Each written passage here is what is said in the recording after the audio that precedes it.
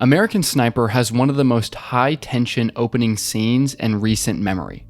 This opening scene sets the tone for the entire film's philosophical conflict. I want to analyze this opening scene for a moment. We quickly get our protagonist, a sniper watching over a group of soldiers moving down a destroyed city street. We get some quick banter, quickly endearing us to this unnamed sniper. Then we get an important moment of setup. I got a military-age male on a cell phone watching the convoy over. While this isn't the real conflict of the scene, it sets us up with an important understanding of the situation. This sniper is making his own calls on who he shoots and who he lets live. He is responsible for watching over the soldiers below him. This is important because without this moment, we don't fully understand the gravity of the situation. We realize that it's hard to know who the enemy is and who is a civilian. And not only that, but the decision on who to kill is all on this sniper. He stepped off. Then the real conflict of the scene begins. Hold on, I got a woman and a kid 200 yards out, moving towards the convoy. Immediately, we understand the severity of the situation. Yeah, she's got a grenade. She's got an RKG Russian grenade. She's saying to the kid. We're only a couple moments into the film, and it has set up an extremely difficult choice. A choice that defines the entire philosophical conflict for the film. Your call. They fry you if you're wrong. They send your ass to Leavenworth. After this teaser scene, the film begins and we get the story of this man, Chris Kyle, a talented sniper who has to make these sorts of difficult decisions every day. When we flash back to Chris as a child, we hear his hometown pastor allude to the theme for this story. Paul stands in judgment for what he believes. The film asks questions about the ethics of the decisions Chris has to make. And not only that, but it takes a look at the toll these decisions have on him. After the Act 1 setup, we return to where we left Chris. On the roof in a destroyed city, sniper rifle pointed at a child who is running towards a group of soldiers as he carries a grenade. Chris must make a choice, to shoot the child or to let him live. Notice how both decisions have a cost. If Chris fires, he will have killed a child. And if he's wrong about what he sees, then he could be sent to military prison. However, if he doesn't shoot, many soldiers under his protection could die. Neither choice is without cost, and Chris makes a decision.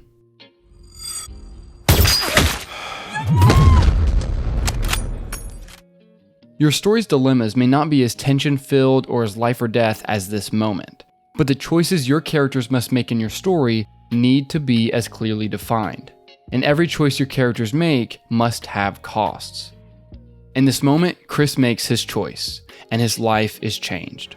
Nice shooting, Tex. Hell of a call. Roger that. Good looking out, Navy. Get the fuck off me.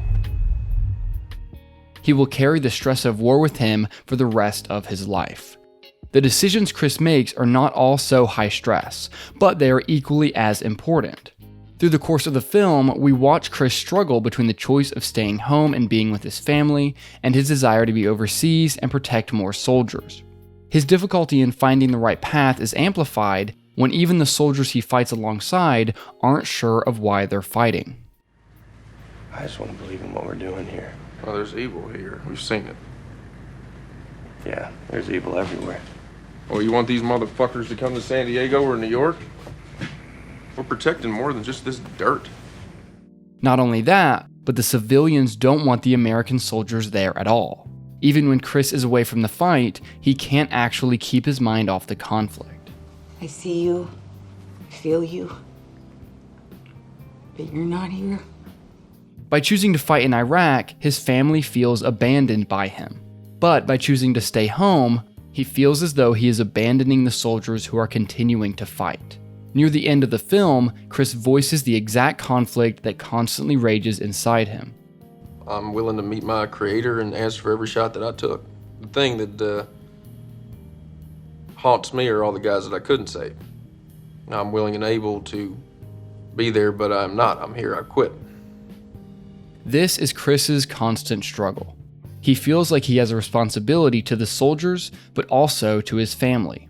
He can't truly make the choice, and it creates this horrible tension inside of him. So I've talked about how cost is extremely important when dealing with choice. With that in mind, I want to compare that first scene where Chris has to make an intense choice to this one that happens around an hour and a half into the film. Don't pick it up. It seems like Chris is going to be placed in the same position again, killing a child to protect soldiers. But this time,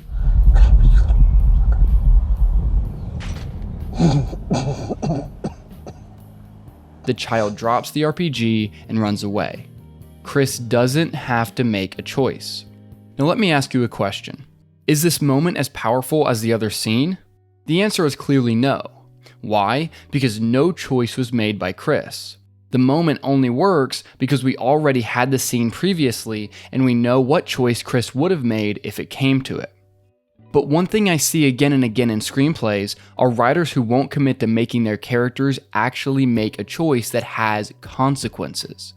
Many times I'll watch a writer bring a character all the way to the climactic choice of the story, then cut to black, not forcing the character to make a choice and therefore undermining the entire philosophical struggle of the character. By making a choice, you force the audience to deal with the consequences of a character's actions.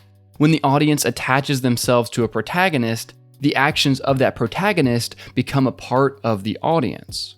This is how building empathy works for your characters. The audience builds empathy by watching the characters actually act upon their beliefs and make difficult choices. When you hold back from making choices that have consequences in your story, you sever the connection you've built between the audience and your characters.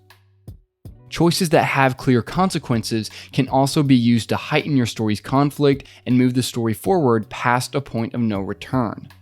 One thing you may have heard me talk about is building a story's progressive complications. What this means is forcing your characters into taking action and making decisions that have consequences that permanently change their situation. This forces your characters into truly new situations where they must deal with the next set of consequences to their actions. And when that happens, your characters' beliefs get tested at a continually stronger level. Because to deal with the consequences of their actions, they must either hold firm to their beliefs or change them and take action in a new direction. Cost and sacrifice is what actually creates the points of no return in your story. If your character can reverse a choice without feeling any consequences, then your story isn't actually progressing. Your character should not be able to turn back. Chris's decision to pull the trigger in the first scene is an action he can never take back.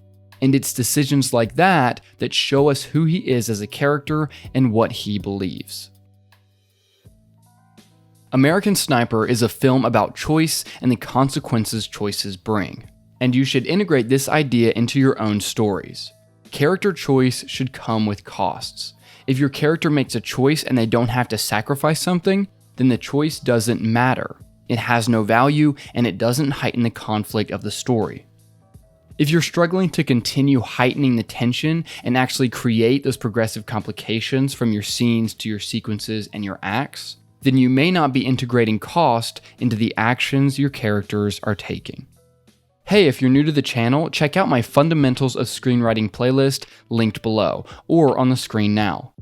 And if you enjoyed this video, please give it a like and subscribe for more videos just like this one.